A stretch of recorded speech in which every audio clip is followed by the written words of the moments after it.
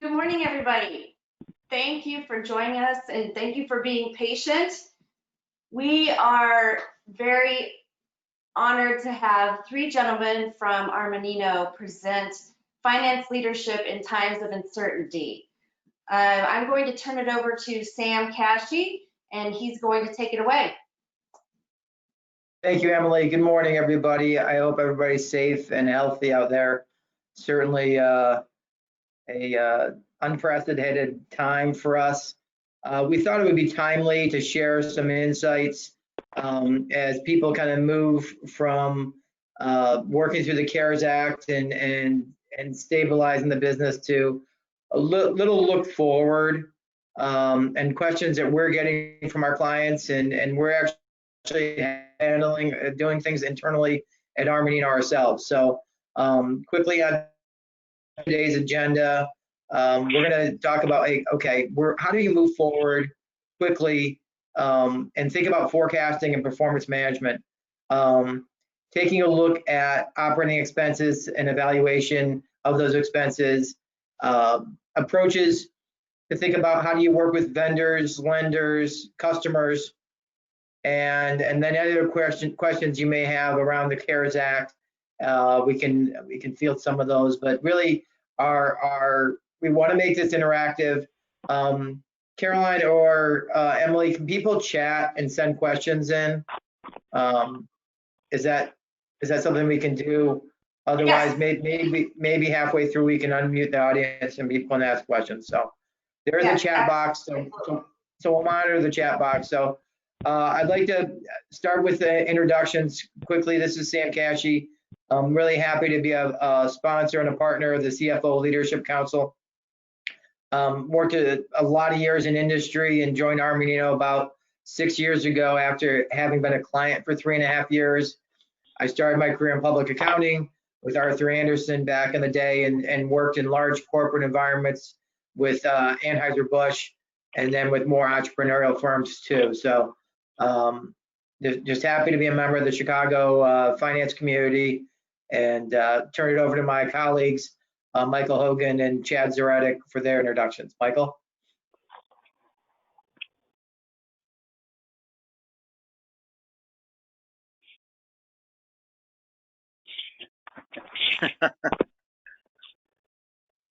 Chad, maybe you can start. Yeah, sure. Hi, I'm Chad Zaretic. I'm a managing director with Armanino in the CFO advisory services branch, and I lead our transaction advisory services. I've got about 25 years of M&A consulting and interim CFO experience, primarily for portfolio companies of private equity funds. Thanks, Chad. So, Sam, my name's Michael Hogan. I actually started my career at Grant Thornton in downtown Chicago, but that was a long time ago. I lead Armanino's corporate finance and restructuring practice, and our practice really is working with companies that are facing challenges throughout the life cycle across most major industries. Thanks, Michael. So let's just maybe level set a little bit. There's some interesting statistics coming out. Here's one about the bigger picture. What is the forward-looking kind of expectations on the business investment? And then I had another one on consumer spending, but I think the trends are consistent. I mean, we are really kind of clicking along 14 to 19. 20 was starting to be a good year. And then we had the COVID-19 situation, and it's really changed expectations. And so everybody's industry is going to be a little unique. As a firm, we're seeing some industries not really impacted. Some of the technology firms are holding steady. Clearly, business services are being impacted. Consumer services are really being impacted as we see trends in consumer spending really shifting. And so everybody's situation a little unique, but I think beyond looking at what this slide shows in like 2020, business investment is going to be seeing some big headwinds. And it's really going to have impacts around inventory, around capital spend. People are in a hunker down mode right now. What we're also seeing for other surveys, 300 CFOs surveyed the last week of March, their top concerns, number one is the length of the economic downturn. 2 out of 3 are concerned about that. Similarly, the second biggest concern is cash flow. I'm sure these are the top of things on everybody on the phone's list. And then consumer demand. What's going to happen with your clients? How do you work with your clients? How do you work overall throughout the economy? Are the things that are really top of mind? So that's kind of a framework, a framing of kind of what we're seeing in the market. And so I'd like to turn it over to Michael and kind of like, what are some of the questions that our clients are asking us, or we're asking our clients to see if we can help them through kind of navigating these turbulent times. Thanks, Sam. So I think as a starting point, what we're seeing with our clients and actually what we've seen in past downturns as well is that the initial activity the clients are focused on are very, we'll call it internal specific. Primarily, they're trying to see how they can get money out of the SBA loans and other types of funding and looking at immediate layoffs and furloughs. Not surprising at all. I think this situation is certainly different than others that we've seen where maybe there's a little bit of foreshadowing. Clearly, there was no foreshadowing here. Probably if you're looking back for something that you'd identify maybe a 9/11 type event where something just instantly happened that changed the world. We're also seeing, what we'll call the stages of grief by companies as they're going through. The first step is just kind of not knowing what to do. Clearly, also the biggest challenge that everybody's having is how do you plan the unplannable? Usually, the first criteria that you use for planning is understanding, what's it going to look like in 6 months or a year. I think what we've seen with our clients is a slow change. When all of this started, people were thinking that it was going to be a very quick thing. It was, schools were closed down for a little bit of time. The deadlines were a lot shorter. As this has rolled out, though, it's become increasingly obvious to all of us that this is a much longer cycle, that the timeline has changed. And because of that, we're starting to see a shift with all of our clients, moving from sort of how do I immediately just quickly address the situation so we can get back to normal, to a recognition that there's likely to be a significant reset in the world here. And so all of the things that people are talking about when they're looking at cash and liquidity management, that's the first place that obviously most people are going to go, is they're asking all these things about the criteria for planning, how they're looking at things, how they're doing that. And I think it's very difficult because the planning that you're doing is very different than what we have done historically. So, there's a slide here. It kind of talks about some of the looks that people are going on, the questions that they're asking. But again, I think what people are really trying to understand is where are they now? So maybe the next slide, Sam. Sure.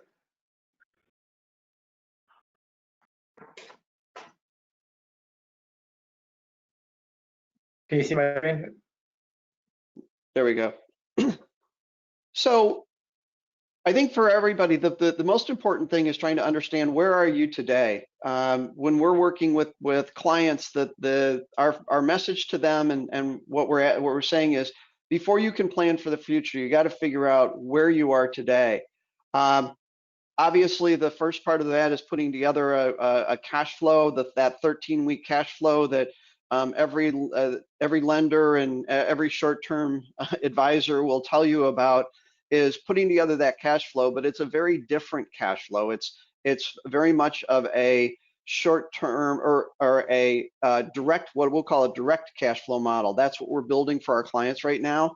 It's really looking at the direct inputs of what's coming in, what's going out, on a very line by line expenditure basis. We're not looking at, as you can imagine, not looking at accruals, not looking at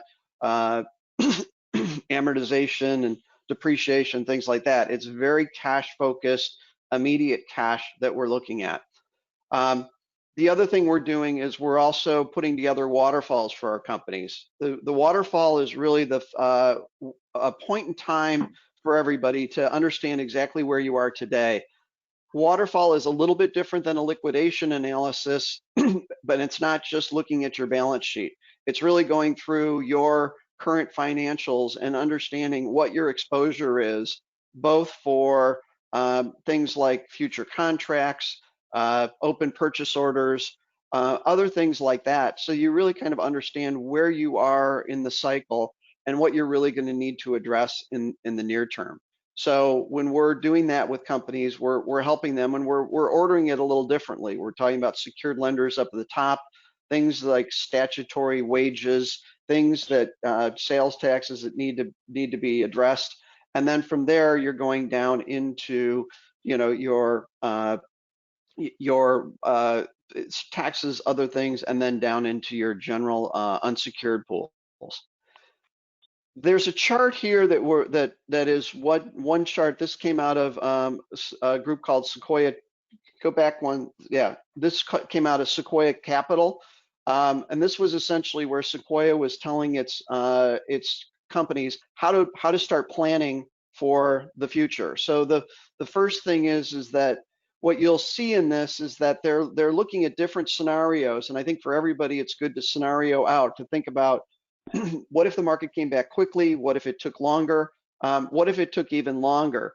And then think about your plans in terms of, what if I didn't change anything? What would happen? What if I did a middle level cut? And then what if I did something more significant? The reason for looking at these different scenarios is because we don't know exactly what's going to play out here. But by starting to get people to condition to think about the different angles, as a CFO, it's important for you. You're putting together these models, but you're trying to build buy-in. You're trying to organize in your company and get your company to start thinking beyond the next 2 weeks. And as part of that, putting together models and looking at the situation and being the one who's leading that education, we think is very important. And that's where we lead through the office of the CFO, is looking at that. I think what you see here in this model from that Sequoia put together, the challenge is you look at what's the red part, which is these are the failure points. The yellow part is sort of the middle road, and the green part is that's the safety zone, we'll call it. And obviously, as we all know, the challenge with the safety zone is that you really have to look at this, given the circumstances, in a much more aggressive fashion. But you need to educate people around you in order to do that. And by starting to look at these different scenarios, you can basically start to educate your teams internally about why they need to do what good conservative finance people would do in building their model, which is to make it much more aggressive, take a much more aggressive look, and be much more conservative. No longer can we kind of look at the world in terms of it's that we're going to have all these good things happen, or if we just catch a couple of breaks here. As we said, the biggest challenge with the planning, though, is it's just a different type of planning. Historically, if you were doing planning, you'd take the last 2 years of history and then spread that out going forward. Now, as you're looking at it, we're talking about doing really just all the way down to the bottom and rebuilding it back up, because the biggest challenge too is that when you're building a significantly reduced plan, you're going to have challenges doing it from just by looking at the historical. You really have to go down and rebuild it back up, because there's just so many different things that are going to change. I think for everybody, if they looked at their company and said, I remember when we were 25% or 40% smaller, what did that company look like? It looked a lot different than it does today. And so it becomes a very big challenge. You can't all of a sudden, if you split out HR and AP, but when you were a smaller company, you had those as the same person. Now you can't go back because the two people that you have don't have that same training across. So it's a very challenging look at it.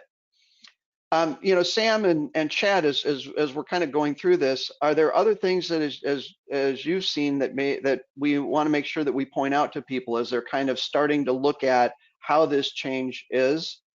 I just want to throw it out. Chad?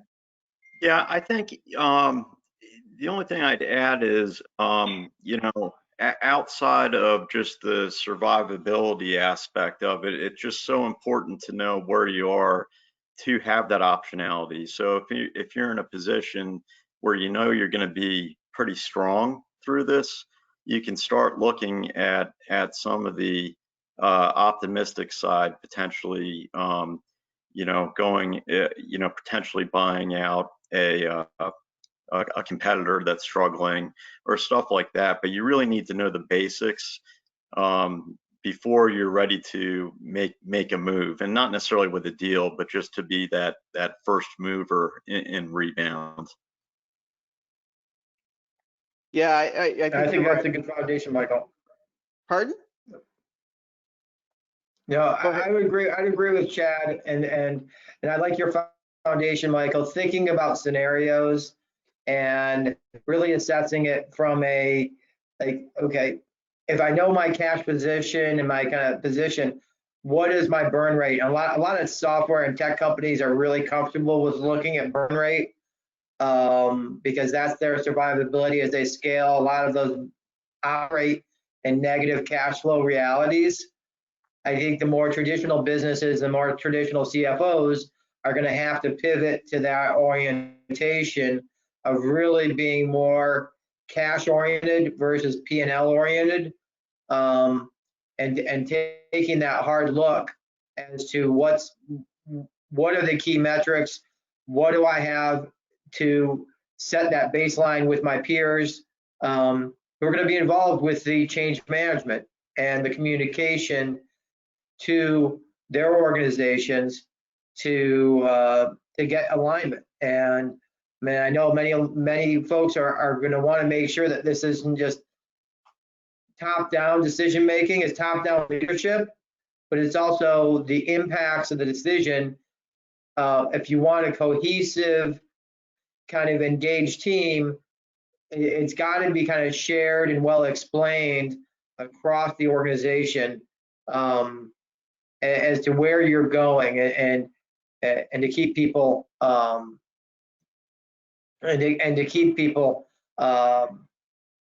informed, and so they can actually come up with their own ideas to actually contribute to. Because life is a team sport, and there's no more kind of visible reality right now than getting everybody on the same page, which really, I think that's the foundation of your message here, Michael, is let's figure out what those pages look like, give the scenarios, and then talk and think creatively, but with urgency. Yeah, Sam, you bring up a really important point, which is part of the role of the CFO and the finance organization in this situation is educating the rest of the group and leveraging the knowledge of the company throughout. So when we talk about going in and building a better model and digging in and going deep, it's not just looking at the financials themselves, but it's talking to people in all the various parts of the organization, in sales, in operations, and getting them to start thinking about how can you change? Because clearly, as you go and you build buy-in among the organization, the biggest challenge that we have is with the unknown is that as a firm, you're really going to have to be much more adaptable. You're going to have to be much more aware of what's going on and the changes. You're going to be looking for external outputs as well as internal. You got to be reading. You got to be talking to people. As we were talking yesterday and planning the session, a couple of us on the phone have been through many of these, going back even 30 years. But the challenge is that even what we learned in those earlier ones, we have a different workforce today. We have a different marketplace today in terms of even the liquidity marketplaces, the availability of cash, where it's coming from. I want to say it's more complete knowledge, and so it isn't the same. And so with all of these, every time you have one of these, the rules change a little bit, and being adaptable. And the good organization that does that is the one that dug deep in, got alignment throughout the organization. And the important part for the finance group is typically in this a situation like this, you're going to be the leader of getting that alignment among the organization. And the way you're going to do it is to kind of communicate and get people thinking about, the different scenarios, better, best, worst, and all those different scenarios as you're building them through. So I think you're absolutely right, Sam. It's really about getting that information and sharing information as you're going through, and a lot of leveraging a lot of the newer tools and seeing what tools your own people are using to measure their business, and including that information in as you're going through. So as we're talking now, and obviously if there are any questions that people have, feel free to jump in and throw those into chat. As we were talking about, how do you build those models? And obviously you don't have forever, you don't have you can't build the perfect model, but you do need to dig in deeply into your financials, into your operations. You need to look at what your strategic vision is. Even, I mean, a lot of companies that were that were making perfume or making distilled spirits are now making hand sanitizer. Probably a good move in the short term to keep people employed and to use up inventory and to keep some cash flow going, but not necessarily a long-term strategy. So you're going to need to really think through that where you are. You want to also build that analysis and look at it so that you can understand really where the health is going to be as you're going through. So I think that's important as you're looking at this model.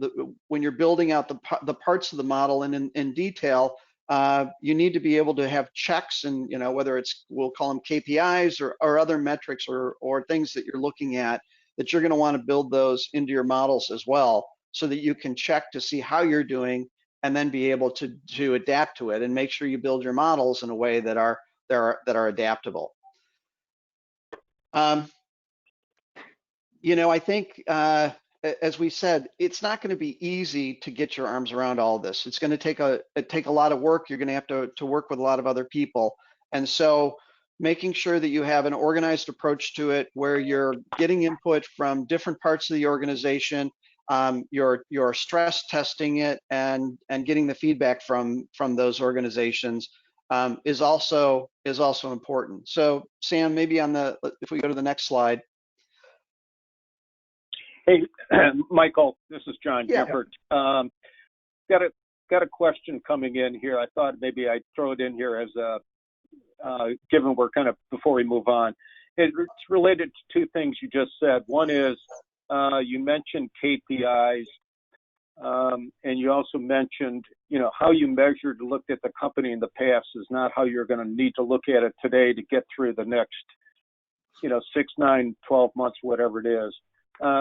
How do CFOs look at restating or reshaping their KPIs is one part of the question. The other is, help me to understand how I drive the leadership team to when to make the hard decisions, as conditions change. So there's this, idea of how do I keep them going in the right direction and make hard decisions, and not just kind of stay the course and keep plodding along, I guess is what I would kind of paraphrase it as. All right. So I think the first one is KPI. Sam, you feel free to jump in here as well.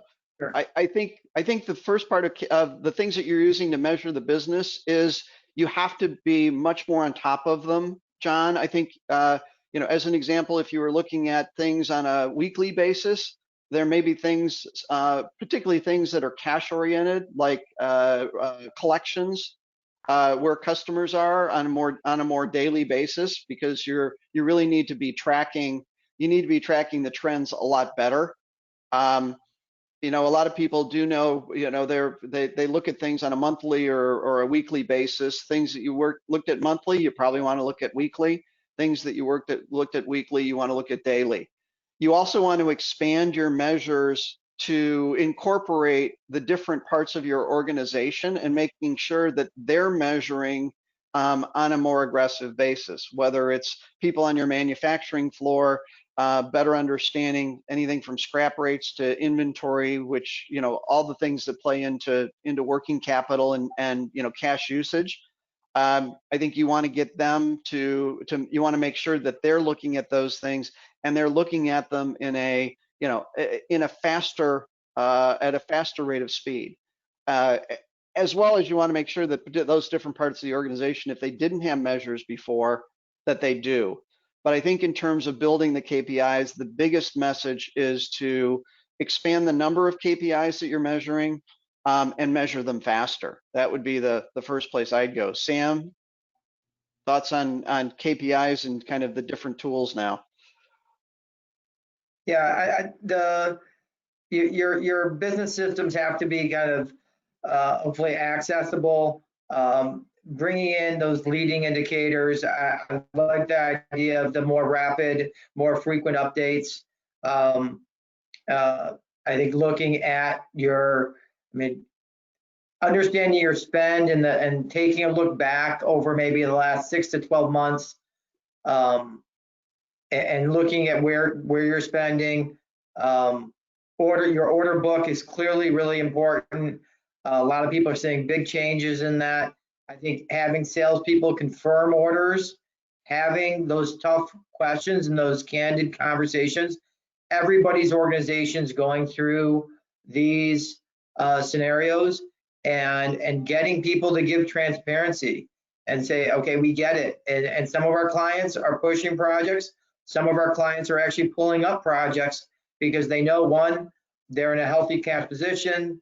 The work we're doing is going to be giving them important information as to how to run their business going forward. And so ask your team to go out and really validate that pipeline. Have your project managers who are doing service like delivery and such, and say, okay, are these orders what you need? And continuously updating your CRM, the statistics within them, if you have that, if you have an order book, all those really candid but trusted conversations are really important right now. And that will be kind of the tip of the spears as to when you kind of get to the second question here, which is the decision making. You probably have one of the steps right now is baseline. Given if nothing changed in terms of your spend rate and such, how much does that impact kind of the runway for the company, and run that scenario maybe, and then hold revenue to zero perhaps. And Mike, we can get in more detail, but as I think about hold revenue to zero and cash inflow to zero, and if you spent exactly the same way, what does that baseline look like? Because that's going to level set for the entire management team. Okay, what kind of what are we dealing with here? And then I know when I'm talking to a lot of my peers and now the CFOs, it's like, okay, do I want to do 1,000 cuts and really incremental, or do I want to kind of take a bold but practical step and make a decision and get people aligned and plan a runway that's going to give me kind of that maybe a mid case. That's to where maybe we could, things will move more favorably sooner, and we can benefit from that. But if you're always operating in the optimistic case, then having to go reset expectations and set expectations can be some kind of like body blows to the organization that really fatigue people versus kind of a kind of maybe a one mid-level kind of reset of the organization. Those are the kind of things that, Yeah. I mean, that transparency with your customer base, and then the scenarios. And Chad, just quick other thoughts you might have as well on sort of measuring the business and how you get that set up right. Yeah, a couple things. One is, you use this as an opportunity to maybe learn about KPIs that you weren't measuring. So use it as an opportunity to really communicate. I mean, I think it just boils down to communication is so key. You got to kind of transform your aircraft carrier into a cruiser. And so, a lot more frequent communication, which we've already spoken about, but also when you're throwing out numbers and throwing out series of KPIs, sometimes it can become a little paralytic from a analysis exercise. So, really point out deviations or new trends, because a lot of this stuff is going to be brand new since we're in a new environment. And as we said before, you just can't go by history. We're basically rebuilding a new foundation in the new environment. So, but I can't stress enough the communication, and it goes all the way around to to all of your stakeholders, really. And without that, it's hard to be nimble and be quickly adaptable. So John, to your second question about how do you get the organization, I think there's two things that we know. One is we know about stages of grief. And so we know in a situation like that, you're going to have to deal with stages of grief. But the other part is that when you get into these kind of situations, into these more risk type of situations, we see that people start to shut down, that people are scared of making decisions. If you're making $100,000 a month and you make a bad decision that costs you $10,000, it's unfortunate, but it's not devastating. If you're losing $100,000 and you make one that loses $10,000, it's much more painful. And so what we see is in these situations that when there's risk, you create a void in decision making. People would rather avoid the decision or not make the decision than make the hard decision, because there's no easy decisions or no things that make everything all better and perfect. They're tough and hard decisions. So I think the important part, particularly for the role of the finance organization, is part of it is that obviously leading with finance and leading with, cash is the lifeblood of the business, and that's what finance can control. So going from somebody who is more historically there to present historic information and other things that were happening in the organization, to step up and lead the organization because you're controlling the cash. But you also have to be, I'll call it, more empathetic than you might normally be, because as a leader in these more difficult times, you have to be listening to other people. You have to be thinking about what's going on. And sometimes, the role of the CFO has historically been really kind of I'll call it either the gatekeeper or the lion tamer in an organization. Very much the one who's there telling people when, to slow down this or to do that. You have to step up more and not just be the enforcer, but also the leader. And that's a change, and it involves being more empathetic, asking more questions, as Chad says, looking around the organization to see what's going on. It also involves listening outside the organization to hear what's going on and bring that in so that you can better explain to everybody why you need to be, why the company needs to be more aggressive, more ready to, when they get through this, to be ready to change.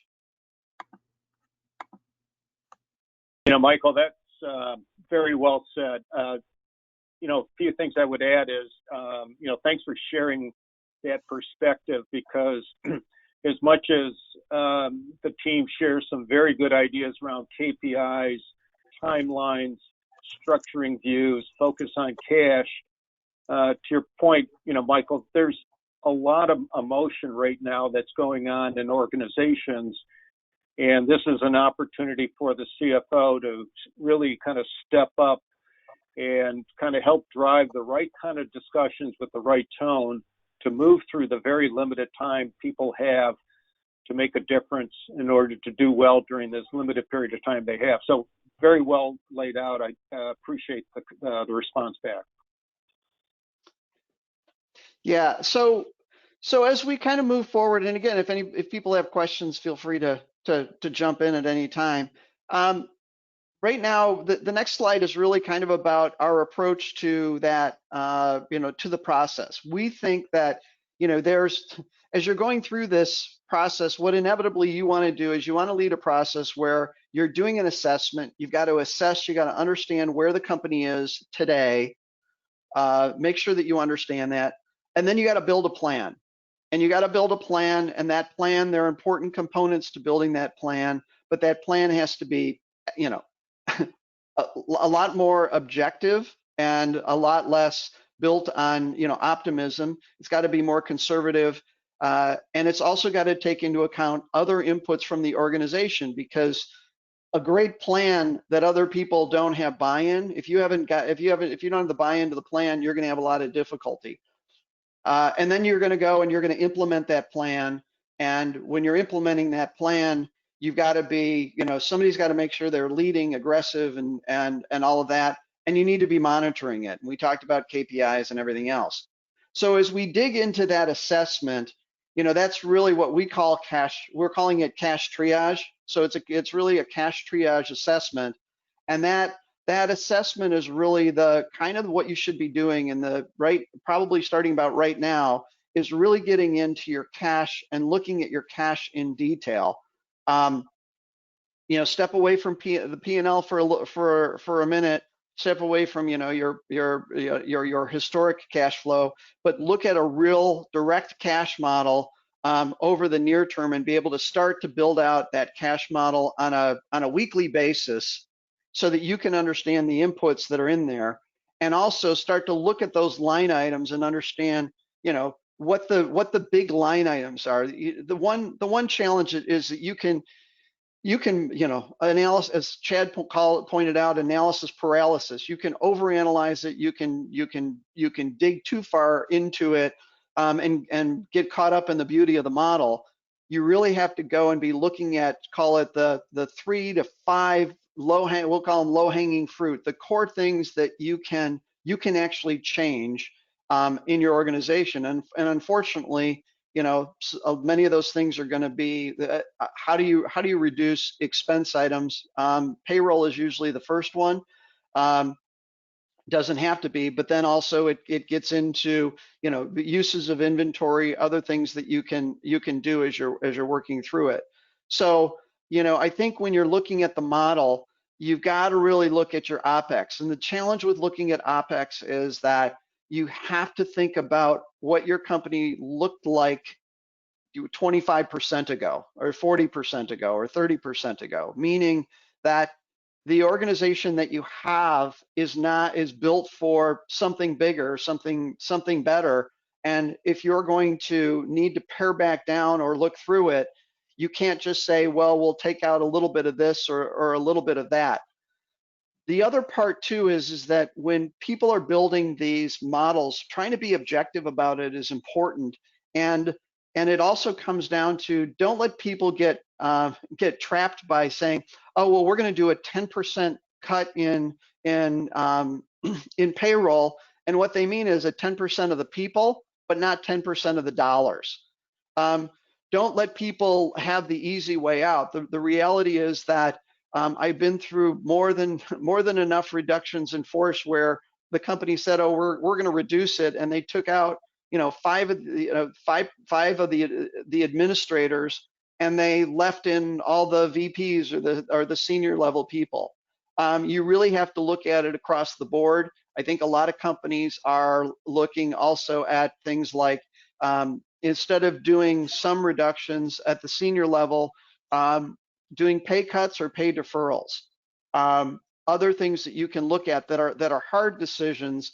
But the realities are, there's going to be a reset here. We keep talking about that, but when the market comes back, it's not going to come roaring back. The more we're reading, the more we're seeing out there, these companies that are hurt. As an example, you know, in the food industry, we have a client that is making energy bars. There's a lot of demand for it. The stores are buying everything else, but their problem is they can't get their workers to come in because their workers are afraid of getting of contracting COVID in there. So even though there may be a market there, the people aren't there. Well, that's you know, that's going to be a challenge for. It's not everybody's going to come roaring back into the market. There are going to be some people that are more concerned about the challenges out there. Some people that we're talking about different things of testing. People that haven't had it are going to be harder if they're, depending on the age of your workforce, the makeup of your workforce. There are going to be a lot of inputs here. So I think the important part is to really, you know, hunker down and look at that, so that you're ready to come when the market changes. You're in a position to come back in the market, as opposed to being so battered and bruised that somebody else is going to be the first mover in that market. But I think the challenge is you got to move quickly. You also need to recognize you can't be perfect. It's not. It would be great if we could all be perfect and wonderful as we go through this, but it's not going to be a perfect model. You're going to have to make sure your model is adaptable, that it can take into account changes that are going on and adjust as you get more information. The biggest challenge, as we said, is how do you plan the unplannable? Well, the answer is that you just make sure that you're staying in touch with how the market is changing, and that you're adapting and adjusting in real time. And that's why having good measures that are built there that are measuring in good time, as well as a plan that's flexible, is very important for being able to adapt. But again, I think, you know, the message is always going to be, you know, you've heard it before: cut hard, cut deep. But again, be thoughtful about it, but also look through your organization and drill down and find input from other people as well. Yeah, I think some of the things piggybacking on that, Michael, is what folks used to think was bone and muscle may not be bone and muscle right now, and really being thoughtful around, okay, is this a luxury or is this something that is foundational? And looking at that's where the direct sources and uses cash flow analysis really matters. And taking a look at all your vendors, all your spend, and realizing, you know what, I mean, losing, as you said, 5 headcount from an administrative kind of lower level does not equate to a big impact in the organization.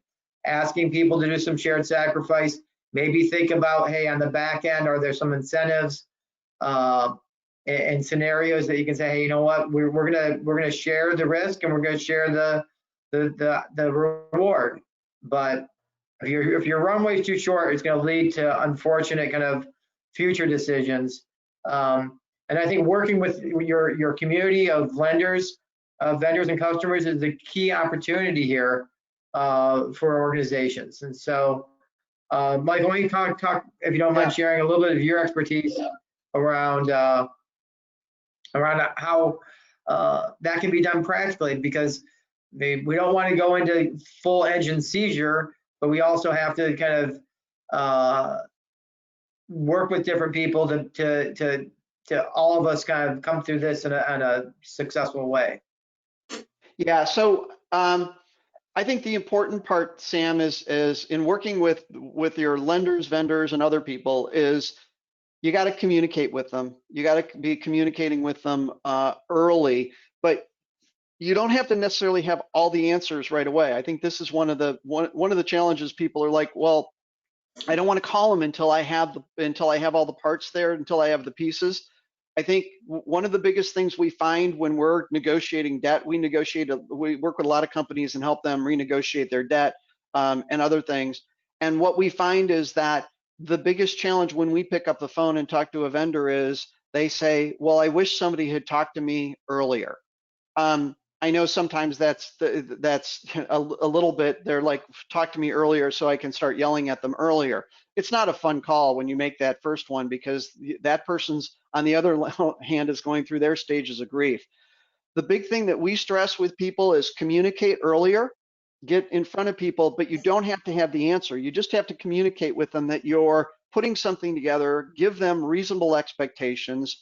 Don't just tell them, oh, the check's in the mail, or we're going to have something. You got to say, hey, look, we're putting a plan together. You need to give us at least 45 to 60 days. If you need 45, you ask for 60. If you need 60, you ask for 75. But you basically say, we're putting a plan together to address this. You're important, we hear you, but we've got to put something together. And then you get out there and you let them know that. That's the first step to doing it. The second is you got to build a plan on how you're going to address these people so that you can go back to them with some of the different options there are, and there are different options to do it. You can ask them to waive something here in the short term. You can ask them to extend the terms. You can ask for, deferrals for a while, and say, we'll turn it into a note later on, or you can ask for discounts. But again, I think you need to communicate with them in the beginning to tell them that you're building a plan. You need to build the plan. And then you need to go out and be able to look at that plan at the various options you have, and then build it out. The last thing is, Sam, we find, because we negotiate a lot of debt, using somebody, if you're always doing it yourself, as we were talking earlier, when, today every landlord is getting a call from a company saying, I need to defer my rent, or I need to put it off. We're big advocates of bringing in third parties to help in that, because all of a sudden, when you put a third party in, you put an insulator between the company and that vendor, because then that vendor can vent and tell all the stories, and the third party can just listen and say, I understand, I'm empathetic, I hear you, but not necessarily be the company. They can be an insulator between that, but they also bring credibility, because it's like, look, a third party has helped build the plan, we vetted the plan, we do this. So we're certainly big advocates of that. But again, communicate, put together a plan, and then build, and then you just have to look at the different tools that you would have as you're doing it. Hey, John, any questions coming through the chat, or anything that comes to mind from your point of view? Maybe 35 plus years of working with. Yes, I'll just, there's a question coming through, maybe that builds on Michael's last points. And, many CFOs don't go through many cycles like we're going through, a crisis like we're going through now. So where and how do you best use a specialist to be both effective as well as cost, conscious around using outside consultants? Where do they best bring value, and how do you engage them in these conversations? You gave one example, but maybe you can elaborate on that a little bit. Well, I think the important part, John, in putting together the models is speed. And, one of the challenges that a company has is that if you haven't been through the drill, you're putting all this together, that it's hard to grab some tools and to start building them and see how they all play out. There's also that part of the other parts of the organization. So, we're always bigger advocates of, for our group, we're a middle market firm, so we're not one of the big ones that wants to dump 25 people in and build the best model in the world and everything else. Because we're middle market, we're more sensitive to that, and so that when we look at clients, we try to work with them collaboratively and understand where they are. So what you want is, you want somebody who's going to come in and help you communicate, not just in the finance side. I think it's important to bring somebody who's got more than just finance experience, because they need to be able to talk to your operations people intelligently. They need to be talking to your salespeople and all of that. So somebody who comes from a broader background helps you get more credibility across the organization, because they see that you've brought in somebody who's more thoughtful and sensitive. I think the other thing is that from a company's perspective, the best thing that they can do is do the initial drill down themselves, put it through, but then as they get to that, having somebody come in that they can bounce it against or vet it against, somebody who they're partnering with, is very important. So I think the one challenge is that you've got to really look at that person that you bring in as being your advocate, as being there to help you. They're gonna give you the good news and they're gonna give you the bad news, and being open to that person and using them as to be collaborative. I think you can leverage them much better. You can move them through more quickly. And also giving them exposure into the other parts of the organization, so the other parts of the organization can see that you're bringing in somebody that understands what's going on for them and is helpful. The other thing is that a third party coming in who's been through it before, a third party basically can stand up in the room and say, look, I've seen this before, I've been through it before, I know what you're doing, let's do this. I think when it's somebody internal saying that, there's just a credibility to having a third party out there. It's not because they're necessarily the best person in the world. It's just because all of a sudden somebody who comes in that doesn't seem to have an agenda and is just trying to work with the company and partner, I think is really important. So when you're looking at people to bring in to help you, you want somebody who's got the experience of both your industry and also of having been through this before. You want somebody that has a good composure. You want somebody that isn't just a finance person, that has exposure across the organization, and somebody that can collaborate well with the different parts. I think those are the important parts to bringing it in. Can you bring in somebody too early? No. Obviously, you have the expense side to it, John. But I think you build expectations, like whether you're managing any professional. You set the expectations up front and check them and say, look, here's my expectations. Here's what I'm going to do. Are we in line up front? And I think you can build that with somebody, and that's how you keep it cost effective. And one more question here, and I'll throw this out both to Chad and Michael. Our CFOs are always interested in, how do I best work with the board? And, we talked a little bit about putting together a plan, the urgency, the timeliness, the hard decisions, leveraging technology. The other aspect is now, how do I kind of message and work with that board around some of these critical decisions and getting alignment across all the stakeholders, the executive team and the board? What's your experience tell you? What's best practice around that? How do you pull that off?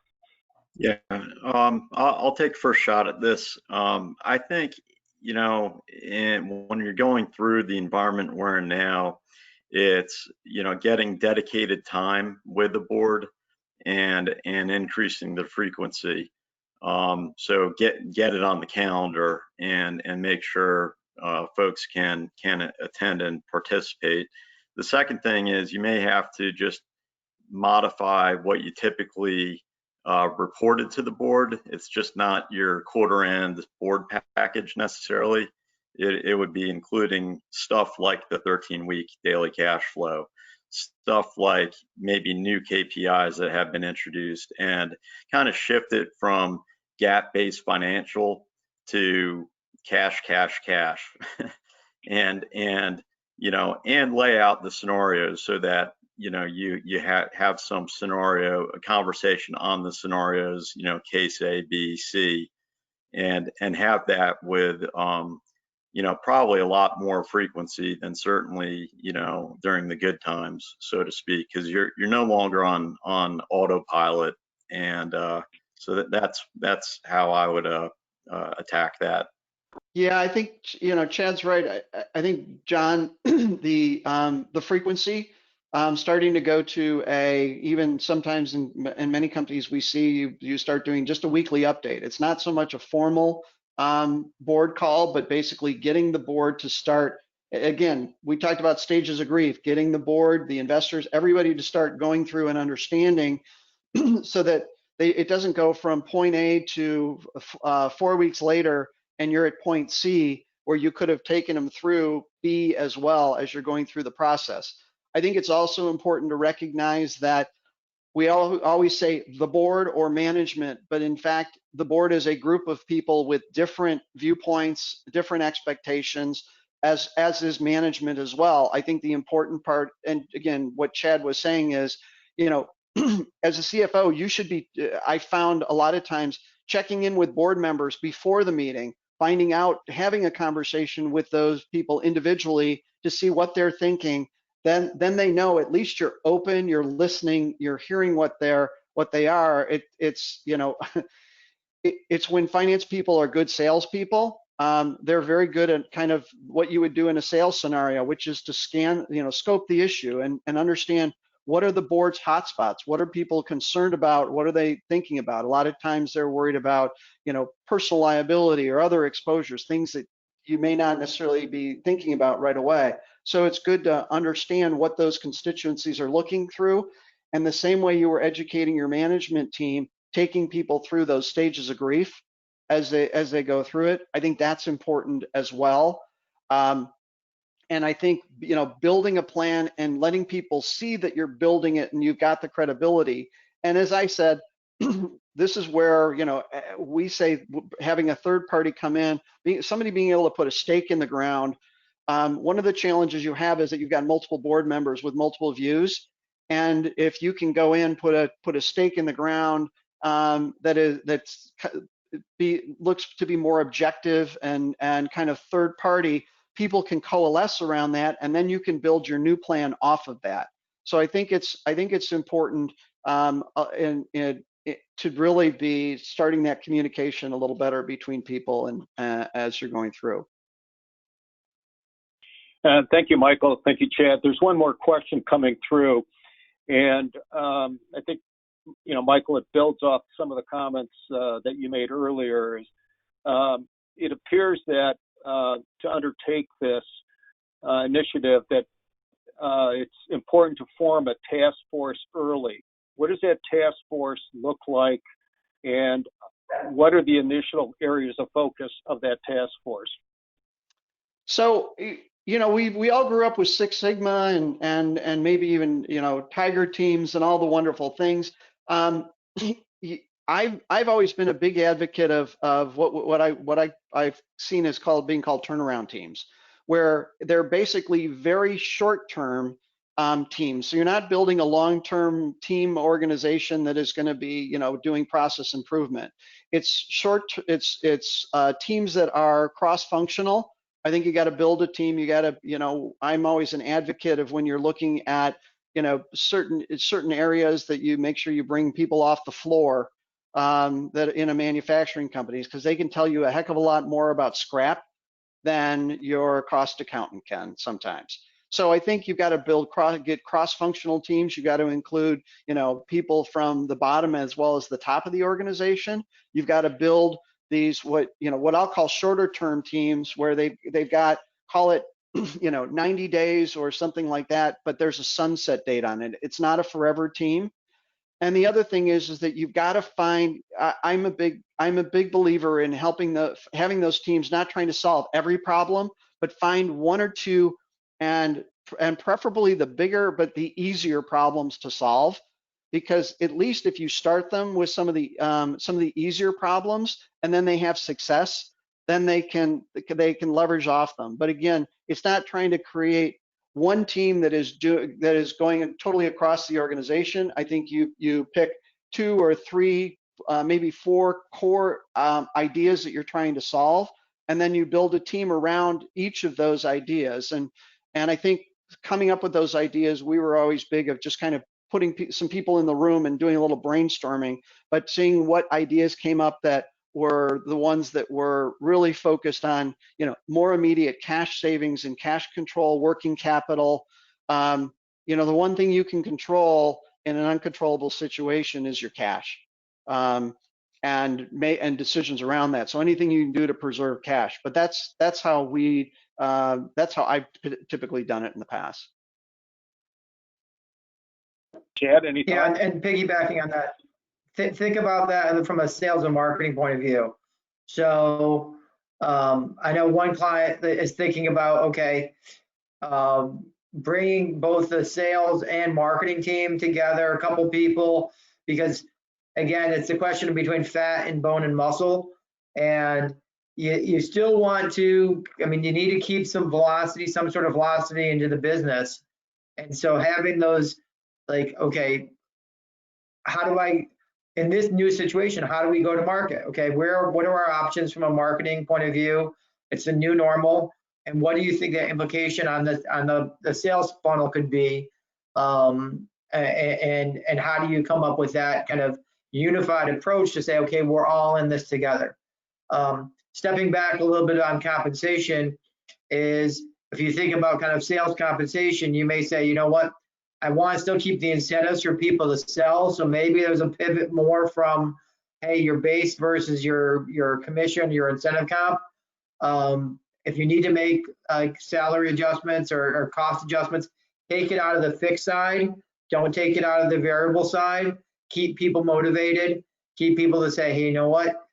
Keep on everything you close. It's that much more important. You're now the tip of the spear. We need you to keep on hunting and keep on kind of bringing in clients.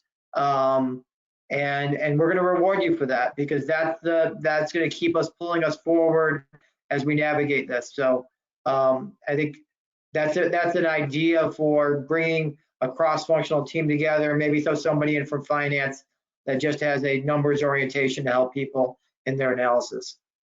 Yeah, and the only thing I would add to that too is, you know, form your teams. I mean, internally at Armanino, we formed rapid response teams, but don't get caught up in all the planning. I mean, you got to execute too. So make sure you're actually executing the ideas, because you got to move quick. So no decision, as Michael said earlier, is going to be perfect. But you have to make sure you're not caught up in just analyzing. You gotta execute. Okay, thank you very much, guys. Sam, what's next here? So a couple thoughts.